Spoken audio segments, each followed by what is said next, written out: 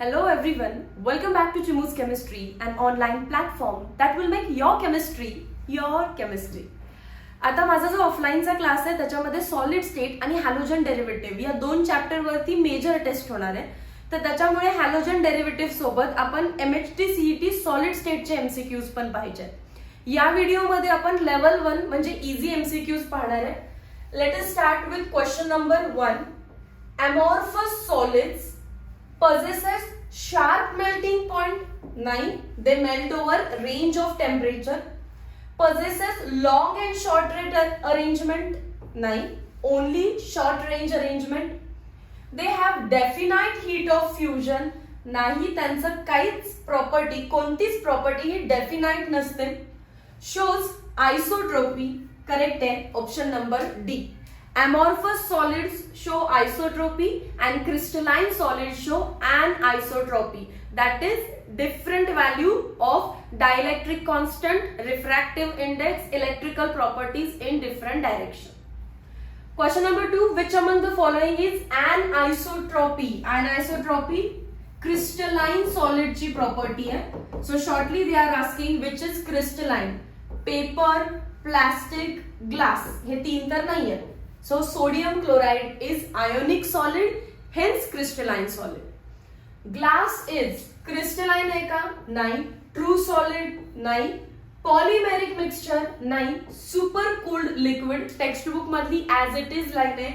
Glass किंवा amorphous solids are also called as super cooled liquids. Question number 4. An example of an amorphous solid is diamond crystalline है, glass amorphous है, plastic पण amorphous है. So tick काय करावं लागेल आपल्याला? ऑप्शन नंबर डी ला टिक करा, both glass and plastic. So correct answer is option number D. Moving ahead question number 5. False statement is crystalline solid have sharp melting point. हे statement correct आहे, that is true आहे. Quartz is crystalline SiO2 correct आहे. SiO2 म्हणजे silica, silica म्हणजे quartz आणि quartz crystalline आहे. C glass is amorphous SiO2. Yes, glass पण SiO2 पासूनच बनलाय, पण रॅन्डम अरेंजमेंट झाल्यावर आपण त्याला काय म्हणतो? ग्लास, आणि ग्लास अमॉर्फस आहे. D amorphous solids have definite heat of fusion. No, that means this statement is false. Question number 6. Which of the following solid is isotropic? Isotropic he property कोणाची आहे? amorphous. So option read करा, कोण amorphous आहे? NaCl, NiO, platinum, rubber. rubber हा amorphous substance आहे. Question number 7. The false statement is crystallites are the crystalline part of amorphous solid. Crystallite हा जो word आहे हा आपल्या टेक्स्टबुक मध्ये नाहीये, सो असा एमसीक्यू येण्याचे चान्सेस रेअर आहेत. तरी पण अ पार्ट ऑफ नॉलेज म्हणून आपण बघूया. बघा, एखादा अमॉर्फस सॉलिड काढायचा झाला तर आपण असं म्हणतो की त्याच्यामध्ये रॅन्डम अरेंजमेंट असते, बट एक थोड्या वेळेसाठी शॉर्ट रेंज मध्ये तुम्हाला क्रिस्टलाइन स्ट्रक्चर दिसत असतं. अगदी थोड्या वेळेसाठी, अगदी थोड्या रेंज मध्ये, शॉर्ट रेंज मध्ये दे show crystalline nature and this is called as crystallite.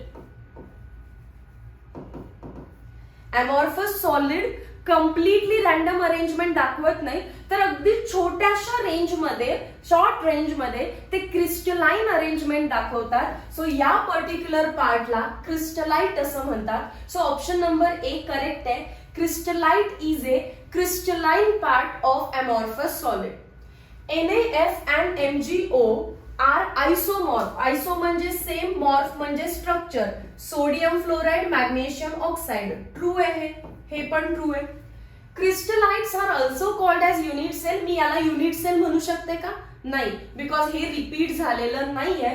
So option number C false आहे आणि आपल्याला फॉल्स स्टेटमेंट चूज करायचं आहे. D atomic ratio is found to be same in isomorphous. Yes, atomic ratio same असतो कारण NaF MgO दोघांचाही ratio किती आहे? 1:1. Question number 8. The correct statement is Aragonite and cristobalite are polymorphs of CaCO3 हे wrong आहे. Aragonite and काय पाहिजे होतं, calcite are polymorphs of CaCO3. Option B आहे alpha and beta quartz are polymorphs of silica. Yes, हे statement true आहे. Alpha quartz, beta quartz आणि cristobalite हे 3 सिलिकाचे पॉलिमॉर्फ्स आहेत. Graphite and diamond contain sp3 hybridized carbon. नाही, graphite मध्ये sp2 आणि डायमंड मध्ये sp3. Calcite is a form of calcium carbonate. It is polymorph. काय पाहिजे होतं करेक्ट वर, पॉलिमॉर्फ. तसं बघायला गेलं तर हा पण ऑप्शन ट्रू असू शकतो, बट आपल्याला आपला करेक्ट ऑप्शन ऑलरेडी मिळालाय आणि मोर करेक्ट वर्ड काय असतो रे, पॉलिमॉर्फ. म्हणून मी डी ला टिक करणार नाहीये. ऑप्शन नंबर बी हा करेक्ट आहे. Question number 9. The ability of a given substance to assume 2 or more crystalline structure is called as. एक सबस्टन्स जर 2 or more crystal structure दाखवत असेल तर it is called as polymorphism. Definition आहे direct. Question number 10. Most crystals on cutting show clean cleavage because their atoms, ions or molecules are weakly bonded. तर नसणार आहे. पहिल्यांदा मीनिंग सांगते. क्लीन क्लीवेज म्हणजे काय, समजा आपण एखाद्या क्रिस्टलाइन सॉलिडला ब्रेक केलं आणि बरोबर याला मधून मी ब्रेक केलं इथे, तर हे बरोबर मधून ब्रेक होतं आणि असे आपल्याला त्याचे 2 पार्ट्स भेटतात प्रॉपर एज सोबत. ठीक आहे. पण जर मी एखादी ग्लास ब्रेक केली, समजा एखादी ग्लास घेतली आणि ती ब्रेक केली, तर ती अशी एकदम स्ट्रेट लाईन मध्ये ब्रेक नाही होत, अशी झिगझॅग ब्रेक होते. कशी, ही वाकडी तिकडी फुटते. म्हणजे याचा क्लीवेज प्रॉपर नाहीये आणि याचा क्लीवेज एक्झॅक्टली प्रॉपर आहे. असं का होतं, तर याचं सरळ रिझन आहे, त्याच्यामध्ये ऍटम्स जे आहेत ते एका प्लेन मध्ये अरेंज्ड असतात. सो असं ऑप्शन तुम्ही डायरेक्टली शोधा. वीकली बॉन्डेड नाही, स्ट्रॉंग बॉन्डेड असंही काही नाहीये, स्पिअरिकल सिमेट्रिकल असंही काही नाहीये. They are arranged in a planes मध्ये अरेंज्ड असतात, one after the other. Question number 11. Compounds with identical crystal structure and similar chemical properties are called. Identical structure म्हणजे isomorph. Option number A. Question number 12. The incorrect match is. मेटॅलिकचं example gold दिलं, true. आयनिकचं example CaF2 दिलेलं आहे, again true. Covalent network solid, फक्त network solid नसतो, काय असतो तो, covalent network solid, also called as network solid. Examples diamond, graphite, fullerene, quartz, boron nitride, carborundum. So तेही एक्झाम्पल करेक्ट आहे. Polar molecular solid dry ice. Dry ice म्हणजे solid CO2, but हा polar नाही आहे. आपल्याला माहिती आहे oxygen partial negative, carbon partial positive आहेत. डायपोल मोमेंटची direction positive to negative, positive to negative, equal and opposite in direction. म्हणून डायपोल मोमेंट झाली 0 आणि मॉलिक्यूल झाला नॉन पोलार. सो फक्त काय चुकलं यांचं, इथे हे म्हणताय polar molecular solids. No, non polar molecular solid येतो. Okay. Next question number 13. Which of the following is example of polar molecular solid. सगळ्यात पहिलं ऑप्शन आहे आईस. आणि आईस म्हणजेच वॉटर आहे ऍक्च्युली ते. Yes or no, water polar आहे आपल्याला माहिती आहे, पण डायरेक्टली ते टिक करायचं नाहीये, कारण आईसला आपलं टेक्स्ट बुक म्हणतं हायड्रोजन बॉन्डेड मॉलिक्युलर सॉलिड, कारण त्याच्यात H बॉन्डिंग असतं. H bonded molecular solid. Polar molecular solid पेक्षा सुद्धा त्याला मोर करेक्ट टर्म काय, हायड्रोजन बॉन्डेड मॉलिक्युलर सॉलिड. बी आहे ड्राय आइस. ड्राय आइस म्हणजे सॉलिड कार्बन डायऑक्साइड. आत्ताच त्याचा डायपोल मोमेंट मी 0 दाखवलं, म्हणजे तो एक नॉन पोलार मॉलिक्युलर सॉलिड आहे. नेक्स्ट ऑप्शन आहे SO2 अँड डेफिनेटली SO2च आन्सर असणार आहे. 11th स्टँडर्ड मध्ये केमिकल बॉन्डिंग चॅप्टर आपण केलाय अँड वी नो SO2चं स्ट्रक्चर थोडंसं बेंट असतं because of lone pair present on it. आणि स्ट्रक्चर बघूनच समजतं डायपोल मोमेंट 0 तर नसणार आहे, म्हणजे this molecule is polar molecular solid. So आपला आन्सर डायरेक्टली आपण सी टिक करू शकतो, कारण I2 परत एक नॉन पोलार मॉलिक्यूल आहे. Option number C. बघा काही स्टुडंट्स घाई करून आईसला टिक करतील. I know ice is polar because it is nothing but water, but intermolecular forces पण स्ट्रॉंग असतात आणि त्याच्यात मेनली हायड्रोजन बॉन्ड्स आहेत. So it is called as hydrogen bonded molecular solid. Okay. Question number 14. A crystalline solid of neon is an example of polar असेल का? Neon तर आपला inert gas आहे, सो त्याच्यामध्ये वॅन डेर वॉल फोर्स असणार आहे. हे तर रॉंग झालं. एक्झाम्पल ऑफ नेटवर्क सॉलिड नाही. नेटवर्क सॉलिडचे एक्झाम्पल आपले फिक्स आहेत. Diamond, graphite, fullerene, quartz, Carborundum, boron, nitrite. Does not exist नाही. shows the presence of London force between the constituent particles म्हणजेच वॅन डेर वॉल फोर्स आहे त्याच्यामध्ये. London force म्हणजेच van der wall force आहे. Question number 15. Solid CO2 nothing but dry ice is an example of molecular solid. Directly काय करायचं, तो ionic तर नसणार आहे. कोव्हॅलेंट म्हणजेच कोव्हॅलेंट नेटवर्क सॉलिड असतो हा. त्याचे मॅमने 6 एक्झाम्पल सांगितलेत, त्यापैकी तो आहे का? नाही. मेटल आपल्याला स्वतःला ओळखतो, तो मेटल आहे का? नाही. मग राहिलं कोणतं? Molecular solid. Solid NaCl is bad conductor of electricity because solid NaCl मध्ये जे Na+ आणि Cl- कॅटायन आणि एनायन आहे हे खूप स्ट्रॉंगली अट्रॅक्टेड असतात एकमेकांकडे आणि ते फ्री होऊ शकत नाही.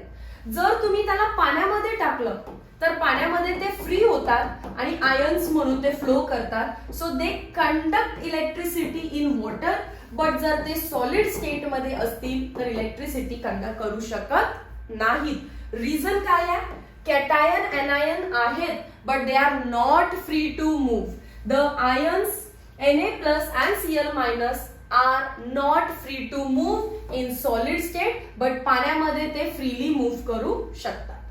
Question number 17. For a network solid, the constituent particles are diamond, graphite. Constituent particles कोण आहेत? Atoms आहेत. Unbonded atoms नाही. Polar molecules नाही. Covalently bonded molecules yes, कारण नाव आहे covalent network solid. So covalently bonded atoms असणार आहे. कॅटायन आणि एनायन कोणामध्ये असतात रे? आयोनिक सॉलिड्स मध्ये. ओके. चलो question number 18. Iodine exist as I2. Iodine म्हणजेच कोण येतो? I2. I पोलार असेल की non polar? Definitely non polar. आणि नॉन पोलार पोलार हे सगळे मॉलिक्युलर सॉलिड्स आहेत. परत ऑप्शन वाईज विचार केला तरी पोलार असेल का? इथेच कट करा. आयोनिक सॉलिड तो सॉल्ट नाहीये. Non polar molecular solid yes. Hydrogen bonding साठी त्याच्याकडे हायड्रोजनच नाहीये. सो गलत को काटो, then you will get the most correct answer. Okay. Next. Diamond is an example of network that is covalent solid. नुसतं कोव्हॅलेंट येत नाही, covalent network solid because it is giant molecule. Question number 20. The incorrect statement about ionic solid is constituent particles are held together by Coulombic force. This is true. Coulombic force is electrostatic force of attraction. They are good conductors of electricity in solid state. Solid state मध्ये good conductor आहेत का रे ते? नाही. So that is false statement आणि आपल्याला falseच विचारलेलं आहे, incorrectच विचारलेलं आहे. They are brittle, true. They have high melting points, true. False वाला option number B. Question number 21. The correct statement regarding molecular solid is molecular solid मध्ये सगळंच बेकार असतं. लो मेल्टिंग पॉइंट, ब्रिटल असतो, सॉफ्ट असतो. सो या सगळ्या गोष्टी माहित पाहिजेत. They have weak intermolecular force. खराब. येस. मग हे असणार आहे. They are insulators. हे पण खराब आहे. They are hard. ही प्रॉपर्टी चांगली आहे, म्हणजे हे आपलं नाहीये. A and B आन्सर आहे. Option number D. Molecular solids मध्ये सगळ्याच प्रॉपर्टी खराब असतात. So they are insulators, they have weak intermolecular force. So option number A and B is correct. Next question number 22. The incorrect pair is SiO2 is nothing but quartz आणि आपण आधीच decide केलेलं आहे quartz आपला covalent network solid आहे. कार्बोरॅन्डम सुद्धा network solid आहे. मी बोलता बोलता सांगितलं ना आता कोणते कोणते सांगितले रे. Diamond, graphite, fullerene, quartz, carborundum, boron, nitrite. So हा सुद्धा ट्रू ऑप्शन आहे आणि हा सुद्धा ट्रू ऑप्शन आहे. ग्रॅफाइट एक इन्सुलेटर आहे. बापरे, हा फॉल्स झाला. ग्रॅफाइटची तर एक्सेप्शनल प्रॉपर्टी आहे की तो नॉन मेटल असून सुद्धा गुड कंडक्टर आहे. That is it is not insulator, it is conductor. Option number C ला टिक करा. And NH3 hydrogen is bonded to nitrogen. Definitely hydrogen bonding असणार आहे. So it is also true. Next question 23. For metallic solid of sodium, the particles which occupy the lattice point are. थोडंसं confusing question आहे. काय विचारतायत बघा. एक unit cell आहे and this unit cell is of sodium metal. Metallic solid आहे हा. ठीक आहे. तर मग याच्या लॅटाइस पॉइंटला काय असतं.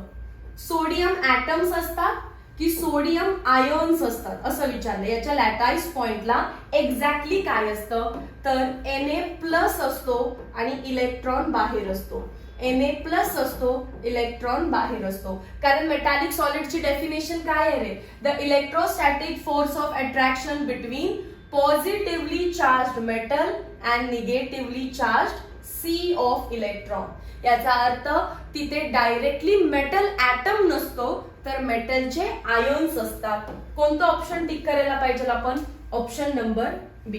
Positively charged metal cation and negatively charge sea of electrons मधलं इलेक्ट्रोस्टॅटिक फोर्स ऑफ अट्रॅक्शन आहे. So that is why metal ions. ठीक आहे. डायरेक्टली Na नका लिहू. दॅट इज Na+ आणि इलेक्ट्रॉन आहे आणि त्यामधल्याच फोर्सला मेटॅलिक बॉन्ड असं म्हणतात. 24. The interparticle force that is nothing but intermolecular force in solid hydrogen H2 solid is काय असणार आहे. Van der wall. दुसरा कुठलाच फोर्स नाही म्हणजे वॅन डेर वॉल किंवा लंडन फोर्स आपण म्हणू शकतो त्याला. Question number 25. Which of the following is polar molecular solid. Carbon dioxide polar आहे का. नाही. SO2 आहे का. येस. इथून पुढे लक्षात ठेवा आपल्याला SO2 वर भरपूर क्वेश्चन्स येऊ शकतात. I2 आहे का. नाही. डायमंड आहे का. नाही. आईस आहे का. नाही. कारण आईसला काय टिक करणार आहे आपण. Hydrogen bonded molecular solid. Question number 26. The major binding force in C60 is. हे नोट करा. C60 is nothing but fullerene. C60 is nothing but fullerene. मग fullerene is an example of covalent network solid. तर force कोणता असणार आहे त्याच्यामध्ये. Covalent force. Okay. चलो. Question number 27. Graphite is good conductor of electricity while diamond is insulator. Graphite conduct करतो पण diamond करत नाही. Even though they are polymorphs of the same element. भले ते पॉलिमॉर्फ्स आहेत म्हणजे दोघेही कार्बन पासूनच बनले पण एक गुड कंडक्टर आहे तर दुसरा बॅड कंडक्टर आहे. Give reason. रिझन एवढंच आहे याच्यामध्ये. डायमंड मध्ये each carbon is attached to 4 neighboring carbon atoms forming sp3 hybridization. And hence there are no free electrons. जर फ्री इलेक्ट्रॉन्सच नसतील तर इट इज इन्सुलेटर. बरोबर. पण ग्रॅफाइट मध्ये कार्बन ऍटम असे हेक्सागॉनचे प्लेट्स बनवतात. ओके. आणि त्यांचं हायब्रिडायझेशन असतं sp2. मग एक वॅकंट p ऑर्बिटल आहे त्याच्यामध्ये फ्री इलेक्ट्रॉनचं डिलोकलायझेशन होत असतं. इलेक्ट्रॉन फ्री आहेत म्हणजेच it is conductor. Graphite conductor आहे आणि डायमंड इन्सुलेटर आहे. सो ऑप्शन्स वाचूया. इंटरमॉलिक्युलर फोर्सेस आर स्ट्रॉंगर, त्याचा काही संबंध नाहीये. Diamond is a covalent, no. Graphite has delocalized pi electrons while diamond does not. Option number C correct. Van der Waals forces exist in graphite. फोर्सचा आणि कंडक्टिव्हिटीचा काही संबंध नाही. Conductivity विचारलं तर फ्री इलेक्ट्रॉन्स आहेत का हे माहिती पाहिजे. डायमंडने जर sp3 हायब्रिडायझेशन केलेलं आहे याचा अर्थ त्याचे चारही इलेक्ट्रॉन युटिलाइज झालेत. There are no free electrons to move. पण ग्रॅफाइट मध्ये तो 3च बॉन्ड बनवतोय, म्हणजे 2 इथे बनलेत, 1 2 आणि तिसरा बॉन्ड हा खालच्या प्लेट सोबत आहे. खाली पण एक हेक्सागॉनची अशीच प्लेट असणार आहे. सो एव्हरी टाइम एक इलेक्ट्रॉन फ्री राहतो आणि तो वॅकंट पी ऑर्बिटल मध्ये डिलोकलायझेशन करतो. इलेक्ट्रॉनच्या मोशनमुळे ग्रॅफाइट हा कंडक्टर बनतो, पण डायमंड हा इन्सुलेटर बनतो. आय होप क्लिअर आहे पण. Okay. Question number 28. A solid melts slightly above 0 degree Celsius. 0 degree Celsius जर असं वरती जरी गेलं तरी सॉलिड मेल्ट व्हायला लागतो. And is poor conductor of electricity. मग तो कोण आहे बघा. Ionic, network, covalent solid. Network solid आणि कोव्हॅलंट सॉलिड हे तर 2 सेमच झाले. आणि आयोनिक सॉलिड हे 3 जे आहेत किंवा हे जे 2 आहेत हे स्ट्रॉंग आहे, हार्ड आहे, अँड दॅट इज वाय त्यांचा मेल्टिंग पॉइंट लो तर बिलकुल नसणार आहे. मग कोणाचा मेल्टिंग पॉइंट खराब असतो रे? मॉलिक्युलर सॉलिडचा. ओके. चल. Question number 29. Which of the following is not soft. Metal कधी सॉफ्ट नसणार आहे, पण सोडियम एक्सेप्शन असतो, फॉस्फरस एक्सेप्शन आहे, पोलोनियम एक्सेप्शन आहे, कॉपर मेटल आहे, प्रॉपर मेटल आहे जो तुम्ही रोज बघितलाय, लाईक डेली लाईफ मध्ये बघितलाय. सो तो सॉफ्ट तर नाही आहे. It is not soft. Question number 30. Last question. हे सगळे क्वेश्चन लेवल 1 चे होते. The major binding force in buckminsterfullerene is. Covalent bond repeat आहे. मगाशी C60 विचारलेलं, that is nothing but buckminsterfullerene. And कोणता बॉन्ड आहे त्याच्यामध्ये? Covalent bond. सो हे एकदम इझी लेवलचे एमसीक्यू होते जे सॉलिड स्टेटच्या पहिल्या 2, 3, 4 पानावरती बेस्ड आहे. एकदम theoretical MCQ. I hope you have like the video and got my all explanation. Meet you in next video lecture. Till then, thank you so much.